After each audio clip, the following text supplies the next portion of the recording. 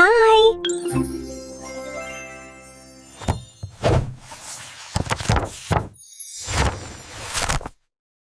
Ang masipag na kuneho.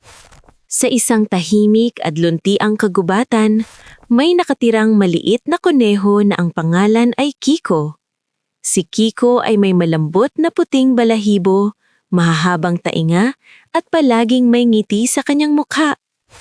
Kilala siya ng lahat ng hayop sa kagubatan bilang masipag at matulungin. Tuwing umaga, habang ang araw ay unti-unting sumisilip sa pagitan ng mga puno, maaga nang nagigising si Kiko. Tumalon siya palabas ng kanyang maliit na lungga at nagsimulang maghanap ng sariwang gulay at prutas. Habang ang ibang hayop ay natutulog pa, si Kiko ay masiglang naghahanap ng pagkain at naglilinis ng kanyang paligid. Habang naglalakad sa damuhan, Nakita niya ang kanyang kaibigan si Milo na Maya, nakaupo sa sanga ng puno. Magandang umaga, Kiko. Ang aga-aga mo na namang gumising. Magandang umaga rin, Milo. Marami pa akong gagawin ngayon. Gusto kong mang-ipon ng pagkain para sa mga darating na araw. Napangiti si Milo at napailing. Nako, Kiko. Bakit ka ba laging abala? Marami namang pagkain sa kagubatan. Ngunit ngumiti lamang si Kiko. Mas mabuti ng handa kaysa magsisi sa huli.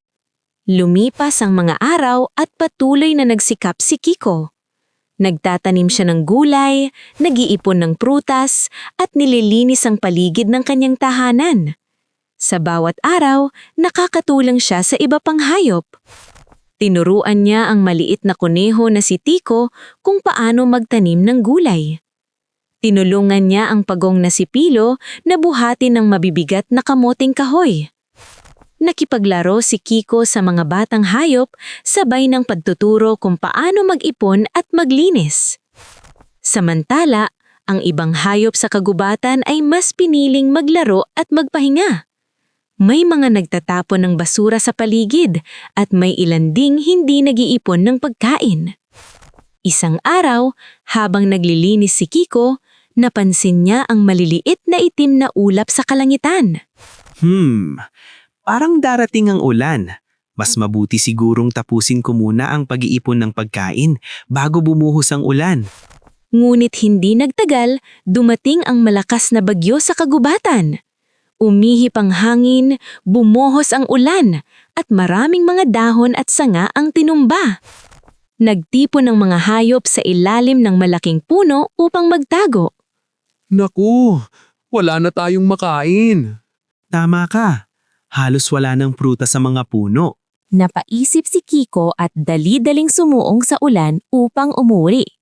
Habang nag-aalala ang lahat, biglang dumating si Kiko na may dalang basket na puno ng gulay at prutas. Huwag kayong mag-alala. May naipon akong pagkain. Maaari natin itong pagsaluhan. Nagulat ang mga hayop at napangiti. Kiko, ang dami pala ng naipon mo. Ang pagsisikap ay may magandang bunga.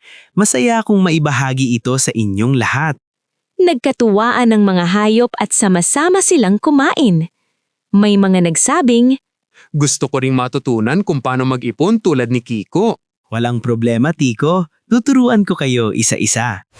matapos ang bagyo, natutunan ng mga hayop ang isang mahalagang aral. Simula noon, ginaya nila si Kiko. Nagtanim sila ng sariling gulay at prutas.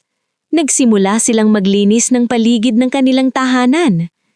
Nagkakaisa at nagtutulungan sila kapag may problema o sakuna. At dahil doon, naging mas masaya at mas handa ang buong kagubatan sa anumang pagsubok na darating. At si Kiko, patuloy pa rin siyang tumatalon sa damuhan tuwing umaga. Masaya at handang tumulong sa kanyang mga kaibigan. Aral ng kwento. Ang kasipagan at paghahanda ay mahalaga upang malampasan ang mga pagsubok sa buhay. Kapag tayo ay masipag at marunong mag-ipon o maghanda, hindi lamang natin natutulungan ang ating sarili, kundi pati na rin ang ibang tao. Ang pagtutulungan at kabutihan ay nagdudulot ng mas masaya at mas maayos na komunidad. Mga tanong. Sino ang pangunahing karakter sa kwento? Ano ang ginagawa ni Kiko tuwing umaga?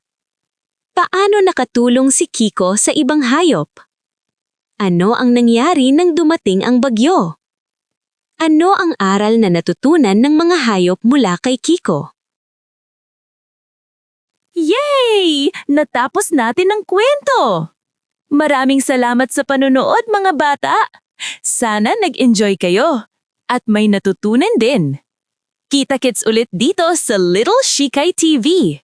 Don't forget to like, subscribe, at i-share sa friends ninyo.